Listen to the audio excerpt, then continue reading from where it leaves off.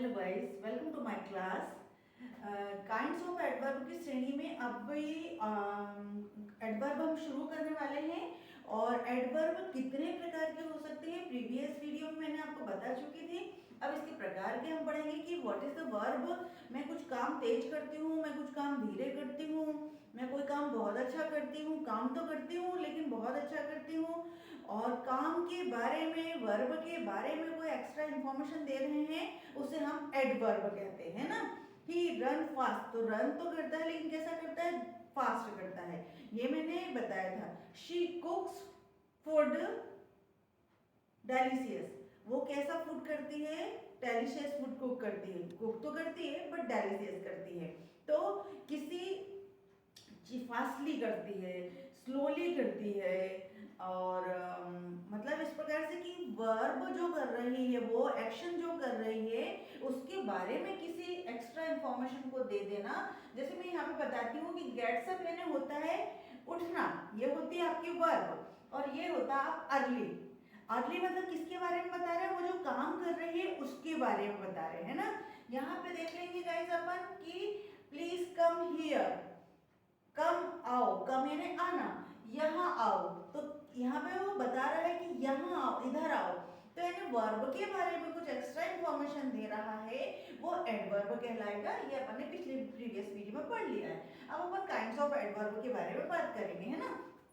ठीक है, तो adverb of time, adverb of time ये होता है कि जो टाइम के बारे में बताता है। मतलब वर्ब तो हो लेकिन कब बता रहे हैं, जल्दी हो, अभी हो, शाम को हो, सुबह हो, वर्ब के साथ में ये सब लग करके आता है, टाइम लग के आता है। तो वहां पर हम time of adverb of time की का काम करते हैं। देखो, दे show when an action has taken place, जो एक्शन लिया जा रहा है उस टाइम पे लिया जा रहा है। तो उसे जैसे suppose example, she gets up early, वो जल्दी उठती, उठती तो है, वो तो काम करती है लेकिन अर्ली उठती है। तो आप यही पूछोगे ना कि कब, टाइम कैसे पूछोगे, आपने कब किया, ठीक है ना। तो अवर शॉप रिमेन्स क्लोज्ड, क्लोज रहती है ऑन मंडे, मंडे रहती है ना। तो ऑन मंडे मतलब कब, आंसर क्या आ जाएगा, क्वेश्चन मंडे, और क्वेश्चन क्या जाएगा व्हेन। तो देखो मैंने अभी बताया आपको टाइम, टाइम के लिए अपन क्या पूछते हैं, कब, सुबह हुआ, शाम हुआ, मंडे हुआ, कल हुआ, परसों हुआ, ऐसा पूछते हैं। तो ये एडवर्ब ऑफ टाइम हुए। और एग्जांपल देख लेंगे, यू मे गो नाउ, अब तुम जा सकते हो।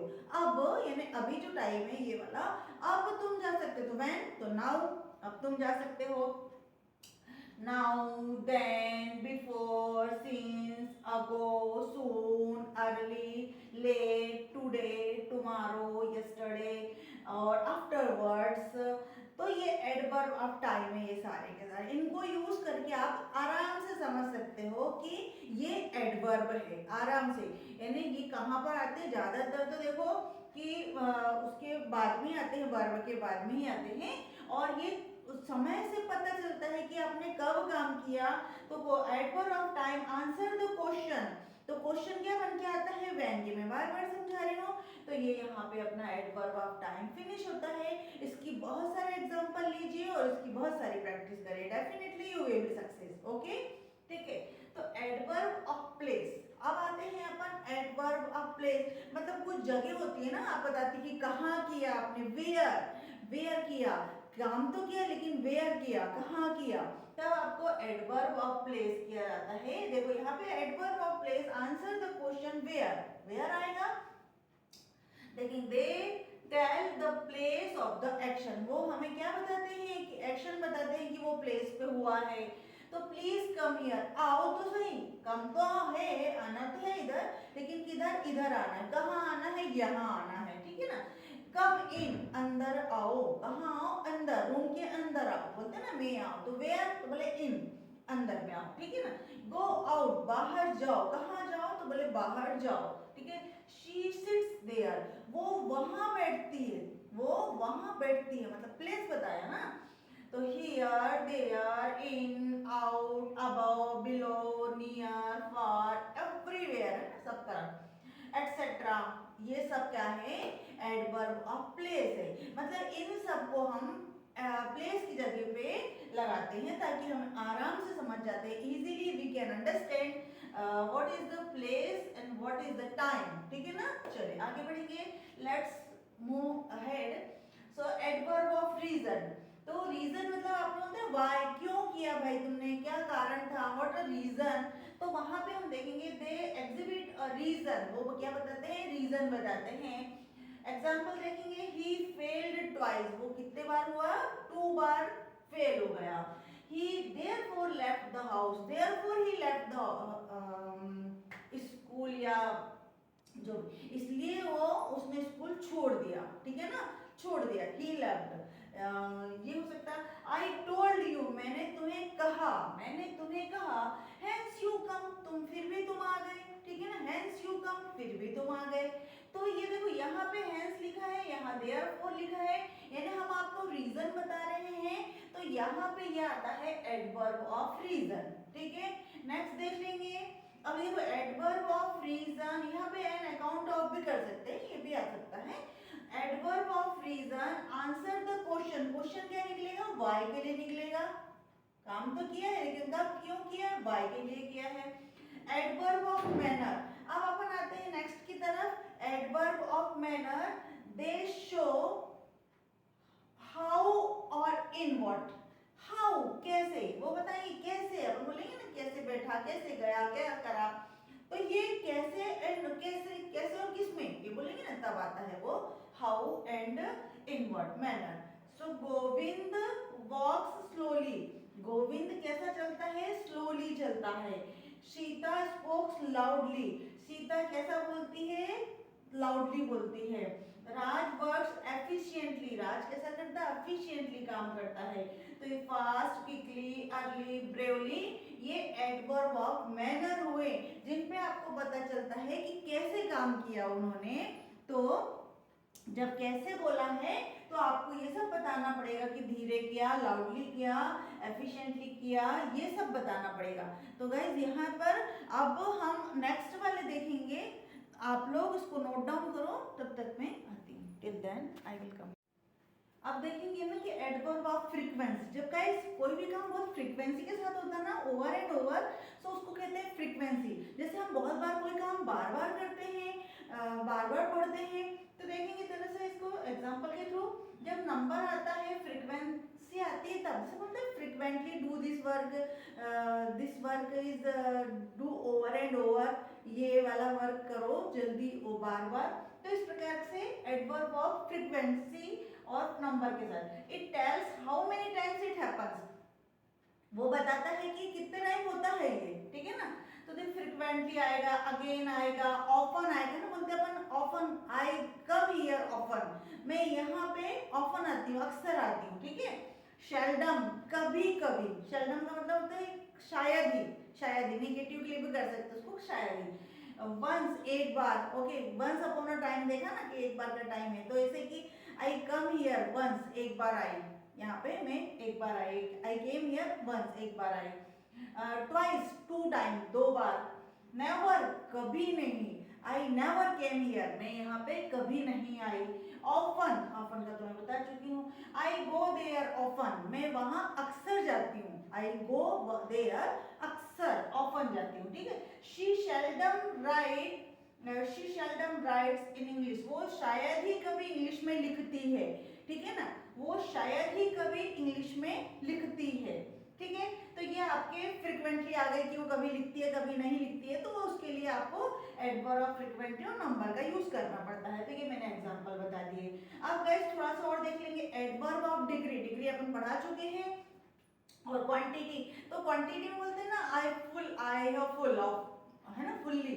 तो very, rather, perfectly, pretty, almost. अब इसके बाद में हम देखेंगे ना शेल्डम। अब अपन देखेंगे एडवर्ब ऑफ डिग्री और क्वालिटी, है ना। जो क्वांटिटी होती है ना, जैसे इसको बोलते हैं मात्रा, बोलते हैं जिसको मात्रा, तो fully, very, rather, perfect, pretty, almost. This work is done by you, ये वर्क तुम्हारे द्वारा किया गया परफेक्टली, बहुत ही अच्छे से किया गया। परफेक्टली ने टोटली पूरा कर दिया, अच्छे से कर दिया, है ना। शी वर्क्स परफेक्टली, वो काम जो करती है वो परफेक्टली करती है, मतलब बहुत अच्छे से करती है, तो पूरी तरह से कर दिया, है ना। तो यहाँ पर भी इसका यूज करते हैं। अब देखेंगे एडवर्ब ऑफ कॉन्ट्रास्ट। आपको पता है कॉन्ट्रास्ट फिर भी हुआ है, ऐसा बोलते हैं ना, ये नहीं होना था फिर भी हो गया, ऐसा होता है। हाउएवर, मैंने बोला था कि मत कर फिर भी किया, मतलब थोड़ा कॉन्ट्रास्ट आता है, विरोधाभास होता है जिसमें, उसमें हम क्या करते हैं, एडवर्ब ऑफ कॉन्ट्रास्ट का यूज करते हैं। इट शोज कॉन्ट्रास्ट, है ना, ये कॉन्ट्रास्ट दिखाता है, विरोधाभास दिखाता है एक दूसरे में। हाउएवर, दो, हम बोलते हैं ना, मैंने तो बोला था फिर भी किया तूने, ऐसा बोलेंगे ना। तो this work is very hard, ये काम कैसा है, बहुत कठिन है। हाउएवर आई डू इट, फिर भी मैं ये करती हूँ, ये कठिन है फिर भी ये मैं करती हूँ, ठीक है। यानी कठिन है तो नहीं करना चाहिए, लेकिन करती हूँ मतलब ये विरोधाभास है, इसका मतलब आप कर सकती हो, तो एक विरोधाभास होता है, तो वहां पे हाउएवर देते हैं। अब एडवर्ब ऑफ कंडीशन, जो कंडीशन होती है ना, किस प्रकार की कंडीशन देखेंगे, इफ और हैड के लिए लगा देते, if you were there so I would do this work, यदि आप वहां होते तो आई वुड डू, मैं ये काम कर देती, करती, है ना, ठीक है ना। If I had lot of money so I buy lot of things, okay ना, यदि मेरे पास बहुत सारा पैसा होता, तो कंडीशन की कंडीशन में आती है ये कि इफ और हैड होता है, जैसे मैंने हैड में तो पोजेशन की condition, if I had lot of money so I would definitely do this work, मैं ये वाला काम जरूर करती। So if I were there so I would done this work, I would be done this work, मेरे द्वारा एक काम कराया जाता, ठीक है ना। तो ये इस प्रकार की कंडीशन में आता है, तब हम इसको बोलते हैं एडवर्ब ऑफ कंडीशन, यानी कि कोई दूसरी कंडीशन, एक काम के प्रति दूसरी कंडीशन आपको दी गई है। चलिए अब आता है adverb of extend. Adverb of extend वो होता है ना, सो फार, सो नियर, इस प्रकार से बताया जाता है ना, टिल नाउ, अब तक, मतलब कोई ऐसा बताया जाता है आपको पास कि कितना टाइम है, मतलब एक्सटेंड कितना हो रहा है, दूर कितना हो रहा है, काम कैसे दूर होता है, कितना टाइम हो गया है, इस प्रकार से। पोजीशन और रूल्स के बारे में थोड़ी सी बात कर लेंगे गाइस, क्योंकि वीडियो लंबा हो रहा है, तो इसको मैं थोड़ा शॉर्ट करना चाहती हूँ, क्योंकि बिगनर्स हैं, तो बिगनर्स पहले डरे नहीं, धीरे धीरे इसको सीखें, ये बिल्कुल मत, अगर आपको ये चीज नहीं समझ में आ रही तो जो पहले का दिया हुआ वो बहुत अच्छे से क्लियर कर लो, एंड देन आफ्टर अपन इसको क्लियर करेंगे। थोड़े से 2-3 रूल है, इसको मैं थोड़ा जल्दी क्लियर कर देती हूँ, है ना, ठीक है। तो उसके बाद में कुछ रूल्स रेगुलेशन गाइस थोड़ा जल्दी देख लेंगे अपन, बस बहुत धीरे धीरे निपटा दी मैं, है ना। Position and rules of adverb, adverb कहाँ लगाने चाहिए, कैसे होना चाहिए, इसका भी कुछ नियम होता है ना। तो हार्ड, जैसे क्या होता है, कई बार एक ही जैसे शब्द दिखते हैं, लेकिन उनके मीनिंग जो होते हैं वो डिफरेंट होते हैं ना। तो अपन देखेंगे हार्ड और हार्डली, मोस्ट और मोस्टली, फिर देखेंगे बिफोर और अगो, तो इनमें कुछ चेंज है, मैं उसको थोड़ा सा अच्छे से समझा देती हूँ।